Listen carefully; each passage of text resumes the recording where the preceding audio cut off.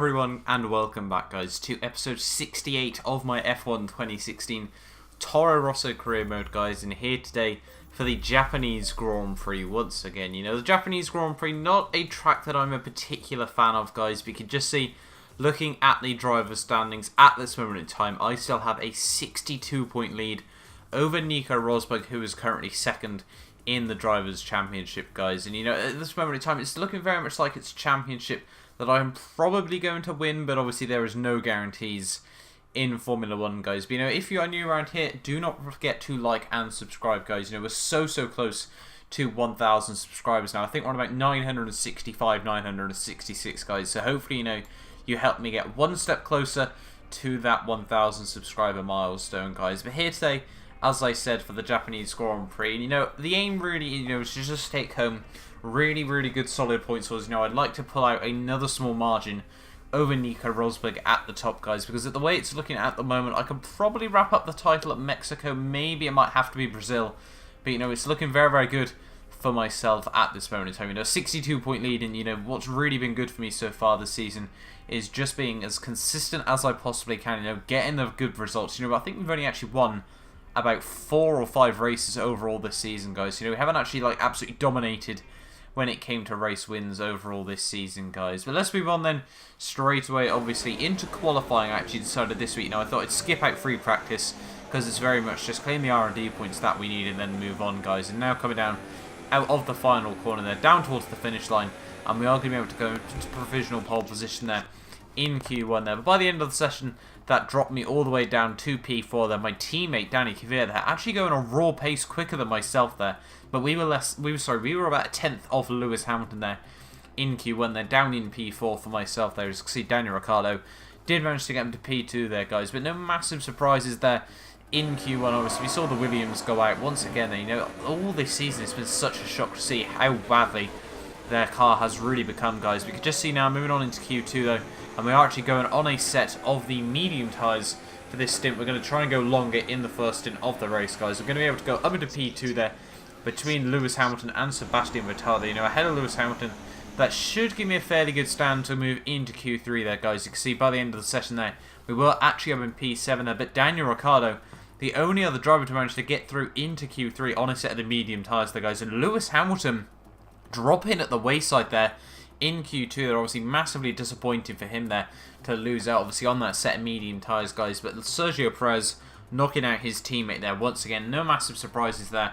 And I think Lewis Hamilton really the only big surprise to fall at the wayside during Q2 there guys. We're now moving on to the start of my Q3 lap here. As you can see, opening the DRS down towards turn 1 here, and this is actually my final set of tyres that I've got for qualifying here, so this lap needs to be good. But coming down into turn 1 there, the back end completely breaks away there as we go into sort of the second apex there, and that's going to cost me a huge amount of time. And come the end of the lap guys, you can see coming around out of the final corner here, as you can see Daniel Ricciardo currently on provisional pole position there, but we are only going to be able to go up into P6 there. Not exactly what I wanted, and that's going to leave me way down the order, down in P8 for the start of the Grand Prix tomorrow then. Not exactly what I wanted from qualifying there. Sebastian Vettel took P1 there. We could just see Nico Rosberg only one position ahead of me guys, and obviously he is the driver that I really need to be in tomorrow's Grand Prix there. Romain Grosjean, obviously after that crazy good result last time out guys, will be, sorry not last time out, the time before, will be starting it up in P6 there, I think that was. You can see by the R&D though, we are now up to 556 points there. And having a look at the rivalry here, as you can see, we're not even going to be able to round this out. We're going to be 1 point off, so all we need is a penalty-free race guys, and we should be able to clean up Nico Rosberg guys. But let's move on then into the Japanese Grand Prix. Not a track that I'm a particular fan of, but obviously consistency is key, as we've seen so far this whole season.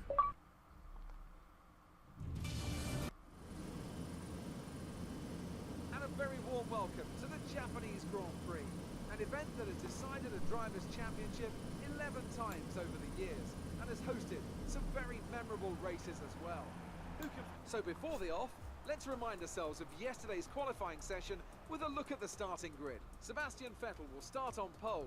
Fantastic qualifying from the multiple world champion, with Daniel Ricciardo slotting in alongside. Looking down the rest of the grid, we have Raikkonen, Verstappen, Daniel Kvyat and Grosjean.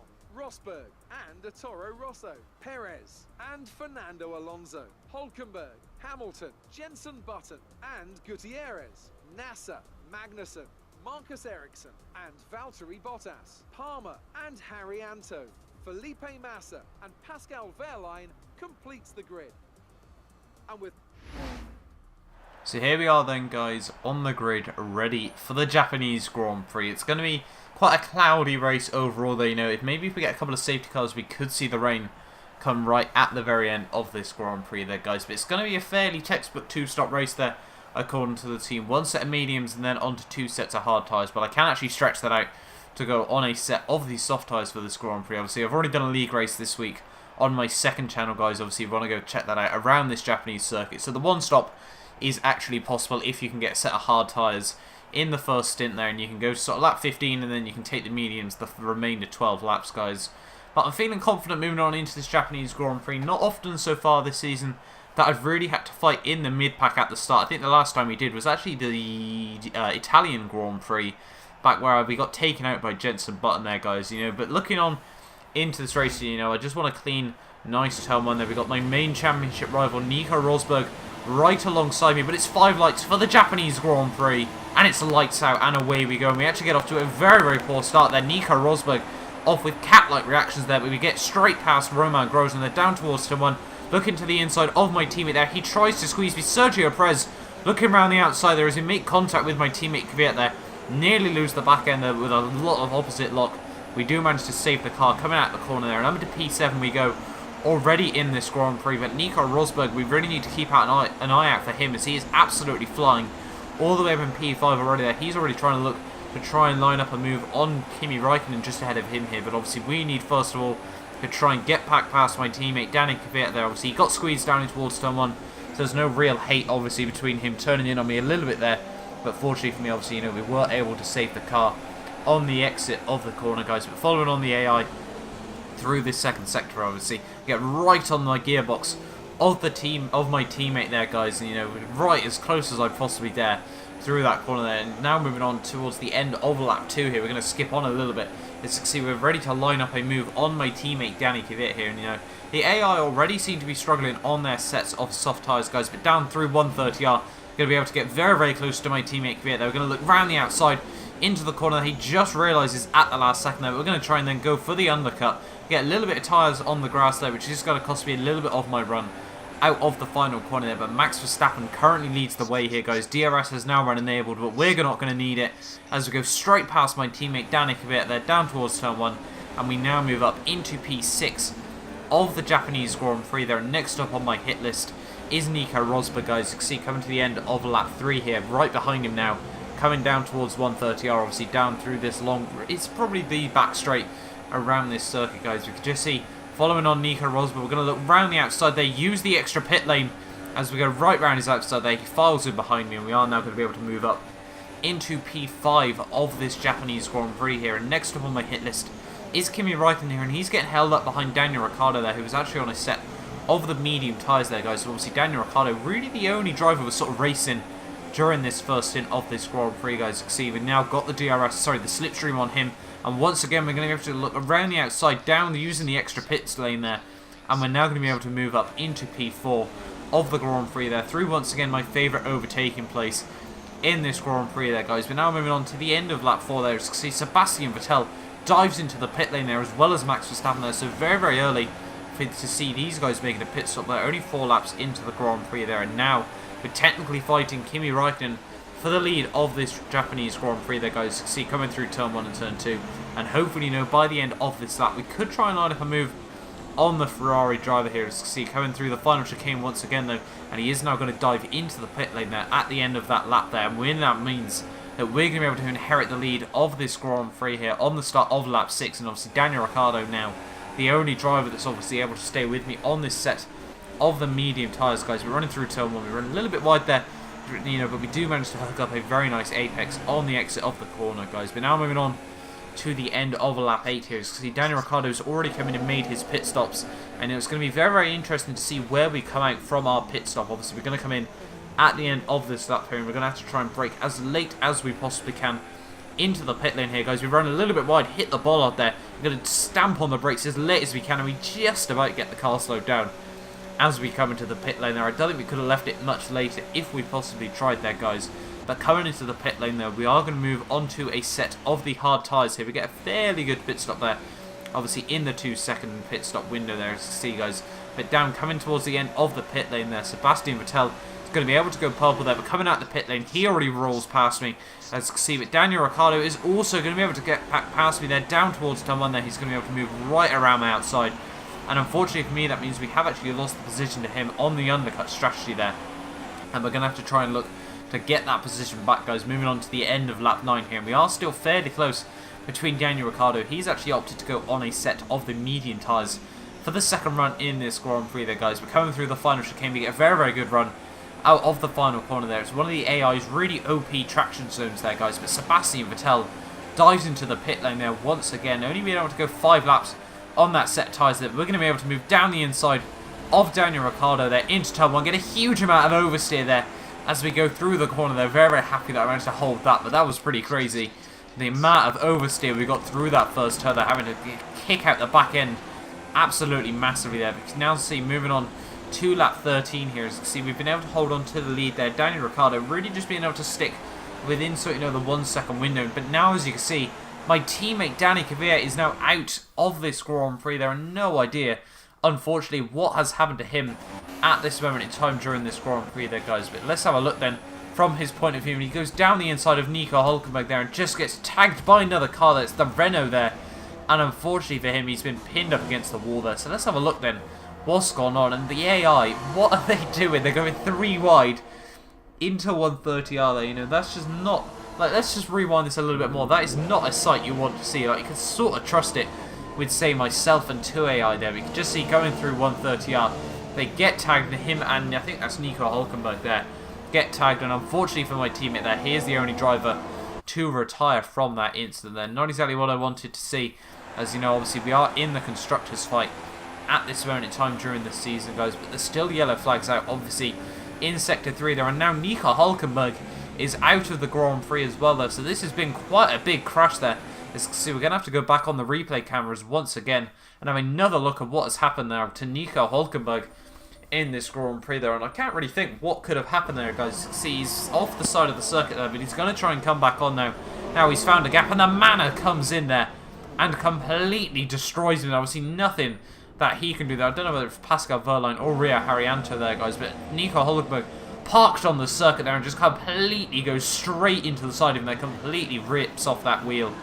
And unfortunately for the man there, nothing you can really do about that. He's come through 130R, and that is an absolutely humongous crash there between the AI. 2 cars out already from that incident there, guys, and another 2 that will be needing a new front wing in this Grand Prix there, guys. But now Daniel Ricciardo tries to line up a move on myself, but can't make that stick.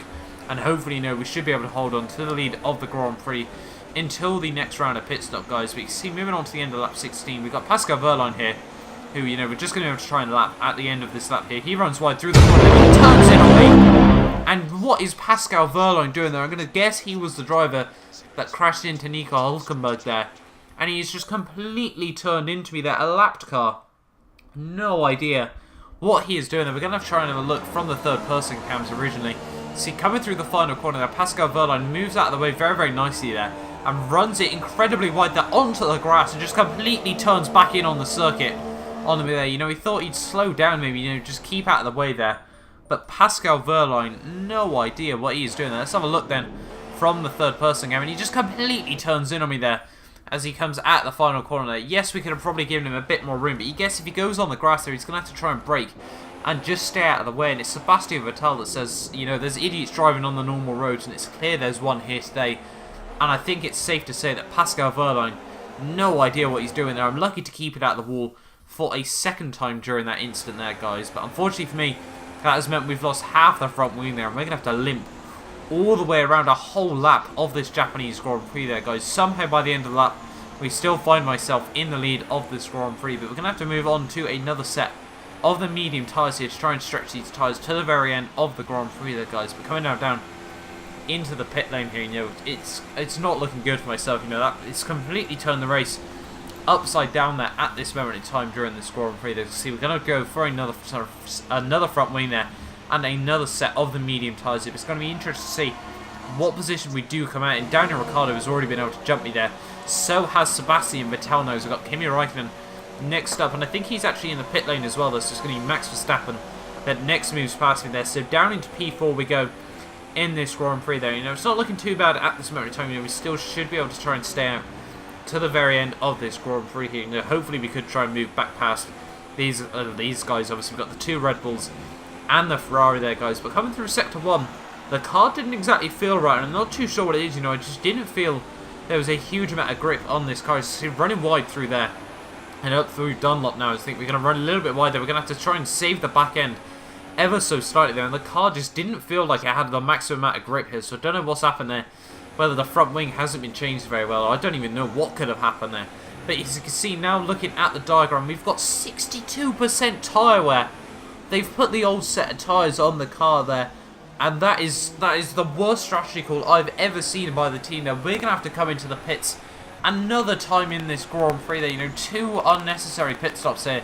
We're going to have to try and go on a set of these soft tyres to the end of the Grand Prix there, but no idea what the team was thinking. They're putting me on a set of worn medium tyres. So I don't know whether we've got like another set of medium tyres left in the garage there. I presume not, you know, if the team put me on an old set of tyres there, guys. But just have a look at the top left. We are dropping positions like an absolute stone at this moment in time, guys. We're going to move down into P9 there. I think we might even lose another position to Fernando Alonso there. No, it's going to be Marcus Ericsson who's going to be able to fly past me down towards someone, and you never want to be behind a Sauber in these Grand Prix, guys. But we go right round his outside through turn 2 there. You know, we haven't lost that fighting spirit there. You know, I think I'm fairly happy with that move as we now move back up into P9 here. You know, we're going to have to try and just push to the very end of this Grand Prix here, and, you know, try and just damage limitation at this moment in time, guys. You can see moving on to the end of lap 21 here. We've actually been able to make up a couple more positions there, but the team trying to suggest a strategy change, and that's not going to happen as we go purple on the end of that lap there. You can see now next up on my hit list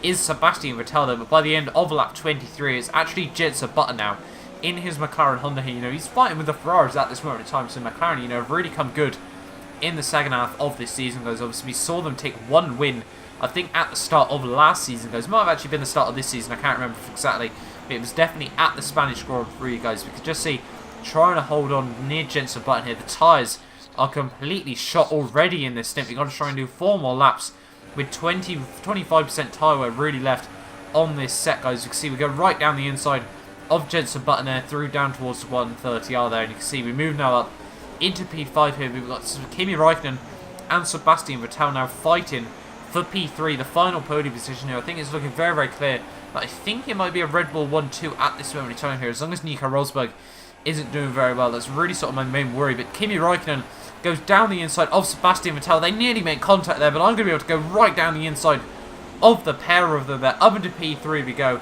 and that was a fairly decisive double overtake there. And, you know, hopefully now we will be able to hold on to this position there. But Nico Rosberg is actually the guy in P2 at this moment in time there, guys. Not exactly what I wanted.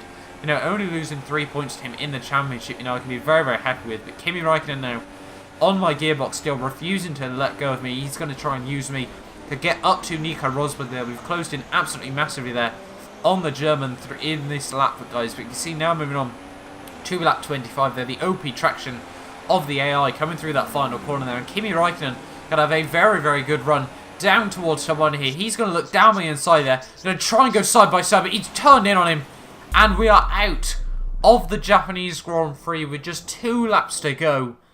And I cannot believe, after all the bad luck we've had during this Grand Prix there, we've just had another piece where it just will not go my way during this Grand Prix there. Look, see, having a look from third person can we succeed. Let's have a look from Kimi Räikkönen's point of view. He turns in to the corner there, but nowhere near enough steering lock there. As you see, down into turn 1, we even turn in, you know, trying to guess how much lock he'll put in. Obviously, we're just going to run completely wide, and even just pushing him into the corner there, he's still just about going to be able to keep it on the track there. You know, we know the AI cannot make turn 1 going side by side there. We could just even try and guess, and we have to completely straighten out the steering lock there, and we still managed to crash into his side pod there.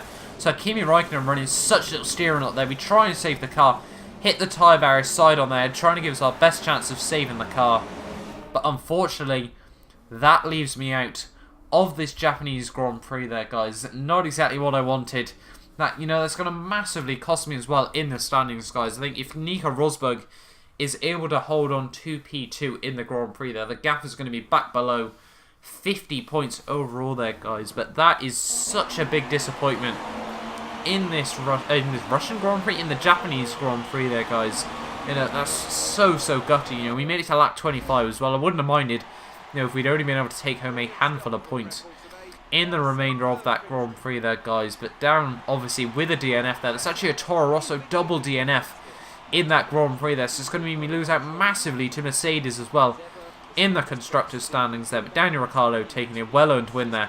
Obviously, I think he was probably just the most consistent driver in that Grand Prix there, guys. But Jenson Button, unfortunately for him, finishing down in P6 there at the end of that Grand Prix there. But I can't believe, you know, we've lost like so much in both standings there. Nico Rosberg is going to be able to come through up in P2 there. Sebastian Vettel rounds out the podium there. He's able to get back past his teammate of Kimi Räikkönen there. But, you know, that's just not exactly what we wanted in that Grand Prix there, guys. Usually, you know, so far this season, we've been more often than not, I think, actually standing on that podium there. So, you know, to not be able to stand there, to not even be able to take home any points from that Grand Prix, you know, so devastating. Especially, as I said, as we made it all the way to the end of lap 24 there, just 2 laps to go. And, you know, we could have even more cemented my championship standings, guys. Obviously, you know, in the lead of the title there. But Daniel Ricciardo is the race winner there of the Japanese Grand Prix. You know, traditionally this has been a very strong track for the Red Bull cars there. But Nico Rosberg takes home P2 with that 2-stop Grand Prix there for himself. He's going to be able to close in 18 points over myself. And I think the only real upside we can see from this was Lewis Hamilton down in P10 and not able to capitalise on my DNF there. And he's only going to be able to take home 1 point in that Grand Prix. But you can just see there, the Toro Rossos and Nico Hülkenberg, the only drivers not to finish that Grand Prix. You know, we faced so much bad luck during that race there. You know, we saw, obviously, my teammate Danny Kvyat retire from the Grand Prix. Obviously, we made contact with him very early on. Obviously, we saw the Pascal Wehrlein completely turn on me, which really was the one that sort of put me in all this worry, guys. You can see, moving on, though, into the driver's standings there. And Nico Rosberg, sorry, back below a 50-point deficit to myself there. 44 points back. And, you know, next time out, we just need to get consistent points for that. If we win the Grand Prix and Rosberg comes second, we will have, once again, a 51-point lead overall in the standings, guys. You can just see Daniel Ricciardo moves all the way into P3 as well. And Lewis Hamilton moves all the way down in P5 there. But I don't really want to have a look at the constructor standings here, but I think we're just going to have to face the music. And if I'm not mistaken, Mercedes will have been able to re-jump us in the constructor standings there. And there is confirmation of that. 10 points separate us now, but in the wrong direction there, unfortunately for myself there. But you can just see the constructor standings, the top 4 separated by just 39 points there. The constructors is looking far more spicy than the drivers' standings, guys. But hopefully, you know, you have enjoyed this Japanese Grand Prix, guys. Such a disappointment for myself. But do not forget to like, subscribe, and I will see you guys the next time for the US Grand Prix. So promise that you'll catch me.